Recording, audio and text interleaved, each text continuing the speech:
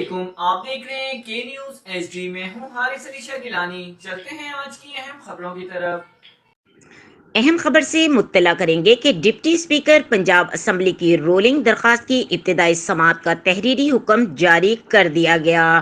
Deputy speaker Punjab assembly کی rolling کے خلاف پرویز الہی کی درخواست کی سپریم کورٹ لاہور رجسٹری میں سماعت جاری ہے۔ عدالت نے پرویز الہی کی درخواست پر ابتدائی سماعت کا تحریری حکم جاری کر دیا۔ تحریری حکم میں کہا گیا ہے کہ معاملہ تشریح کا نہیں بلکہ صحیح انداز میں سمجھنے کا ہے۔ ڈپٹی اسپیکر حمزہ شہباز چیف سیکرٹری سے اہم معاونت کی توقع۔ تحریری حکم میں بتایا گیا کہ ڈپٹی اسپیکر کیس کی سماعت کے دوران موجود رہیں گے۔ ڈپٹی اسپیکر کی آبزرویشن سے ظاہر ہوتا ہے کہ سپریم کورٹ کے 17 مئی کے فیصلے پر انحصار کیا گیا۔ سپریم کورٹ میں ڈپٹی اسپیکر طلب کر لیا گیا۔ حمزہ کو نوٹس جاری کر دیا گیا۔ عدالتی تحریری حکم میں کہا گیا ہے کہ ڈپٹی اسپیکر کی رولنگ سے یہ نہیں پتہ چلتا کہ سپریم کورٹ کے فیصلے کس حصے پر انحصار کیا گیا۔